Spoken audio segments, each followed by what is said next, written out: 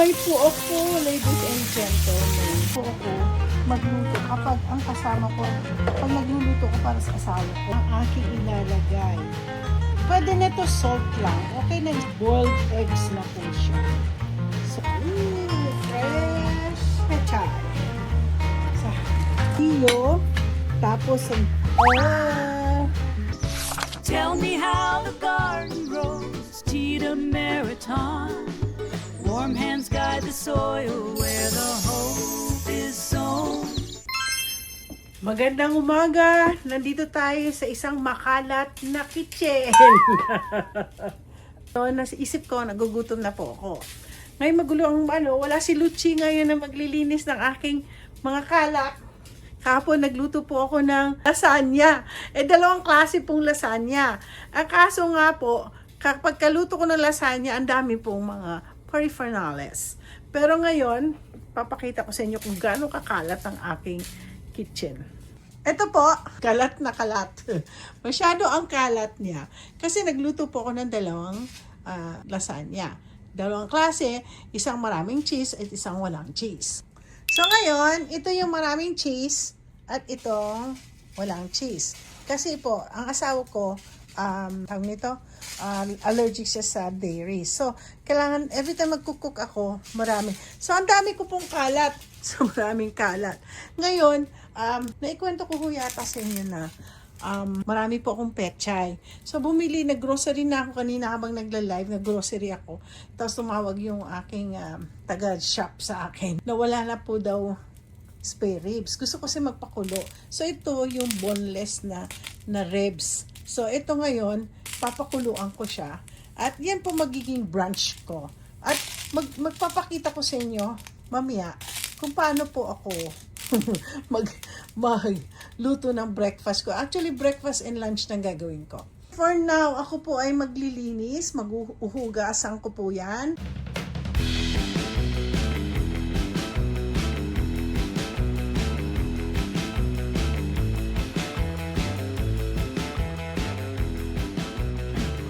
Separate ko muna hugasan. Pero punong-puno na po yung aking hugasan.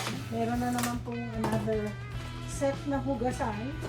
So, ang gagawin ko po, ilalagay ko po ang, sabi kasi ni Myla, gusto ni, ay nako, ano ba yan? Ang aking ay, ayan, tumigas po yung lasagna ko. Kasi ginamit ko kasi, yung no bake ba? Yung hindi na, gawin nyo na, ito, ano sana yun? Ito po yung ginamit ko, Barilla. Oven ready lasagna. Nakalimutan ko lagyan ng, ng sauce. Kaya, matigas po siya. Gusto ni Erin itong, itong lasagna. Pero itong iba kasi sa akin. Kakainin ko to. Ay, nako. Kailangan po mag-organize tayo.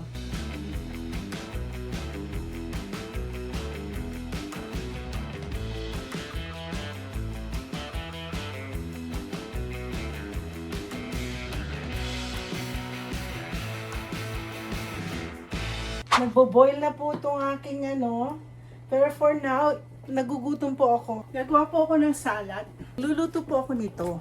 Kaya lang bago ko magluto, i-light ko lahat ng mga kandila ko kasi syempre maamoy. Guys, gagamitin ko na aking green tomato. Alam mo ito, napakabango po nito. Ang bango nito. Dyan lang. Kasi kailangan, ayoko kasi maging mabaho ang aking, ang aking kitchen. Ilalagay ko, napansin nyo na, naglilit na po ako ng mga candles. Ayun, isa ko pang Jo Malone.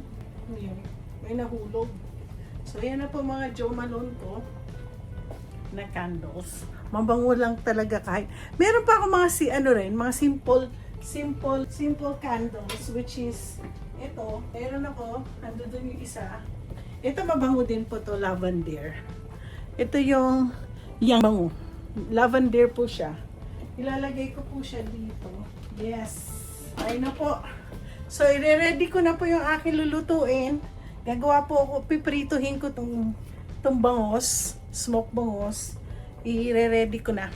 So, magpiprito na tayo. Mag-open po tayo ng vent. Kasi, alam niyo naman, ayaw na ayaw ko sa lahat ang amoy.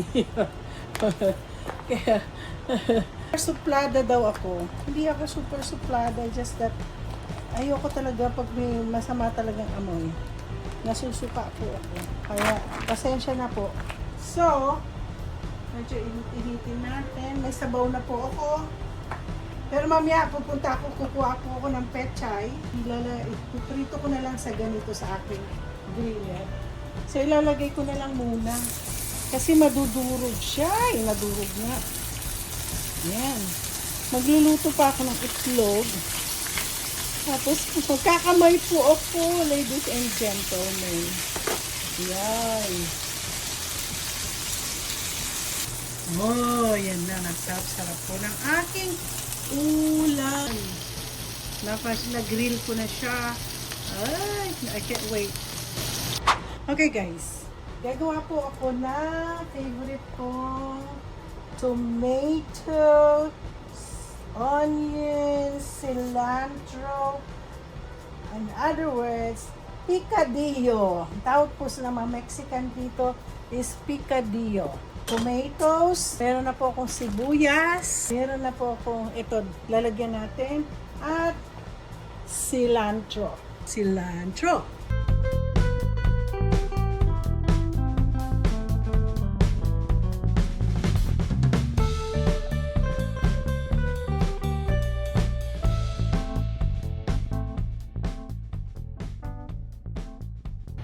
Normally, salt lang ang ilalagay dito. Since I'm Filipino, I'm gonna use patis. Tentay patis. Patis lang po ang aking ilalagay. Pwede na to salt lang. Okay na yung salt. Ako gusto ko kasi patis. Alam mo, hindi masyadong matapang ang patis nila dito. So, ay alam nyo, kailangan ko na isa pa. Mag-mix-mix. I-mix-mix lang po natin yan. So, alam nyo na, natatakam na po ako. Papakita ko sa inyo aking pagkain ng. Tapos, alam nyo po yung itlog ko, hindi po siya fried. Boiled eggs na po siya. So, ganito. Ay, alam nyo, masarap pa rin po. Lagyan din po ito ng bagoong sana. Sarap ng bagoong. Pakita ko sa inyo. Ito po natira sa pambota na gawa ko, na gusto-gusto ng asawa ko. Ay, nakita nyo? Pambota. Yan ang pambota. Beef po to, beef. Natikman yata to ni Rico. Hindi ko alam kung natikman ni Rico. Siguro bibigyan ko si Rico niyan. Yan. Sarap nito. Samahan niyo po ako mag-pick ng ng pechay sa garden. Nako guys, umulan. Katatapos lang ng ulan. Ayun, ako ay magpipit na pechay. Lagay natin dyan. Ito po pechay. Tinain na ng. Ay. Mas maganda ako na lang, kumuha nito.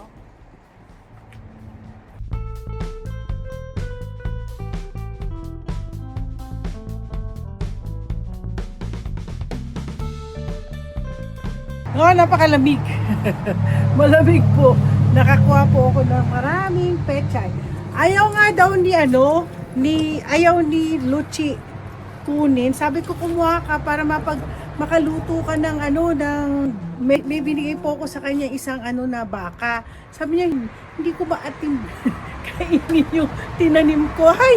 Ako. Guys, ito na po yung aking pechay. Hugasan ko po muna kasi may mga lupa pa to kanina. So, napakasarap po talaga.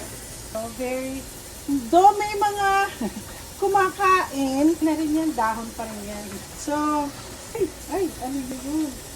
Ano yung nakita ko? At kulay, lang pala. So, malinis ang ating, alam nyo, wala po itong chemical. Though, meron po akong fertilizer, pero yun, puro, hindi po siya chemical. Meron pang marami. So, organic po itong ang aking gulay. Okay guys, itong beef ko, hindi pa po siya malambot. Hindi pa po siya malambot. Pinalamig ko lang konti.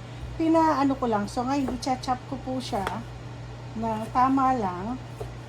Opo. Tama lang po siya. Ay, naku, masarap ito sa bagoong.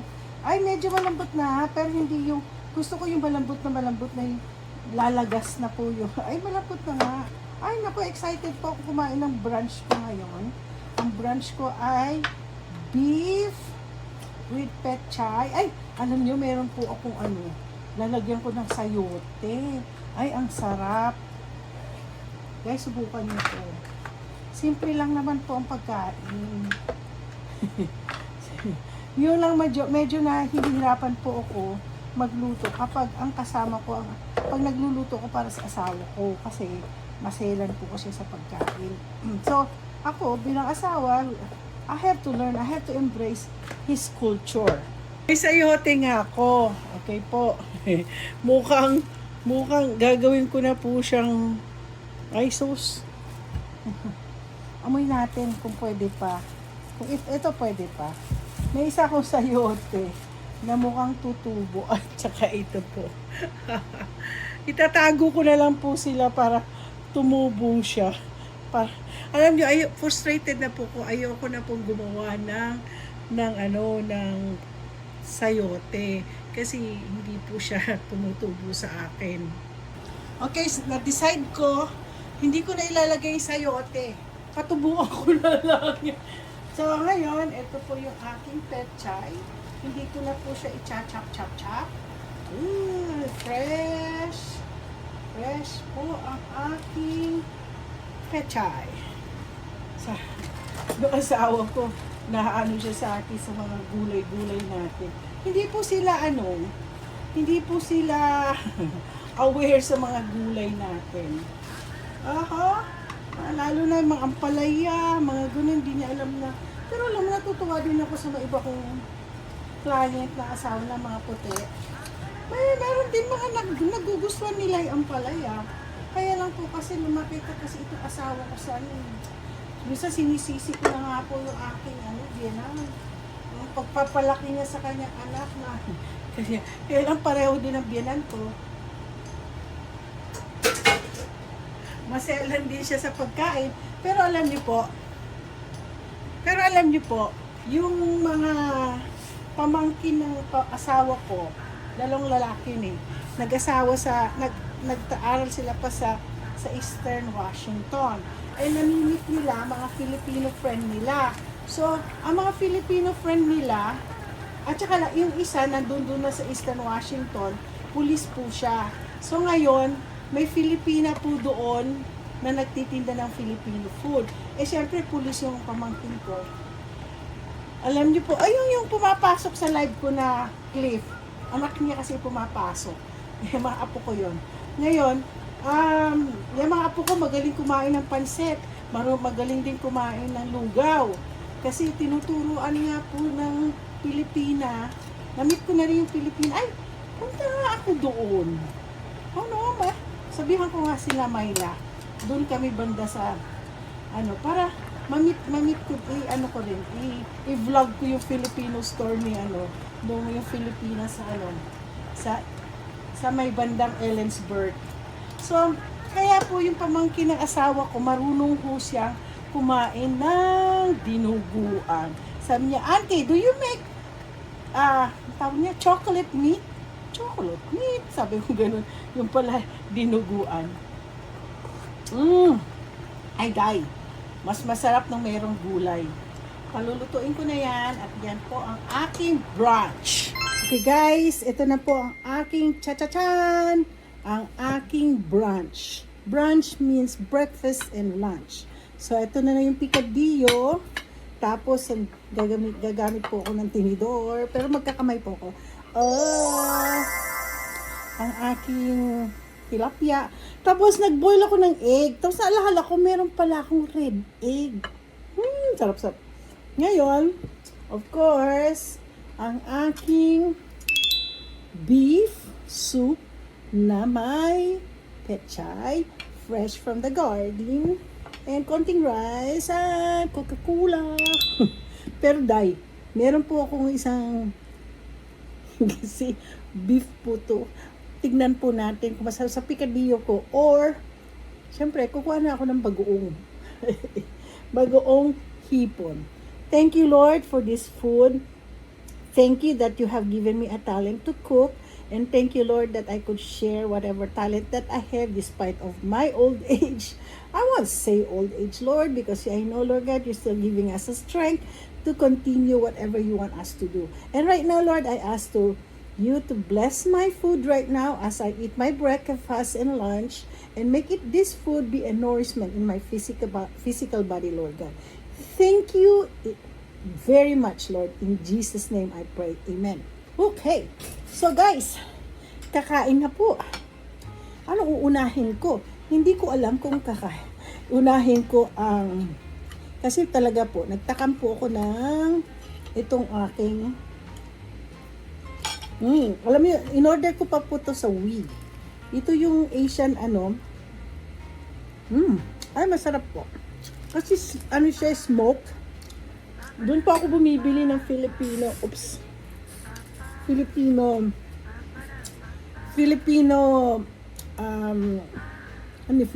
hindi lang pala Filipino, Asian. Marami po silang Asian. It's an Asian store na it's online. Tapos, lalagyan po natin sabaw. Tikman natin. Tikman ko yung, ito, alam mo, actually, in fairness, hindi po ako talaga nagtatanim. Nung araw ang daddy ko, may farm po kami. Daddy ko dito matanim. Hindi naman siya farmer.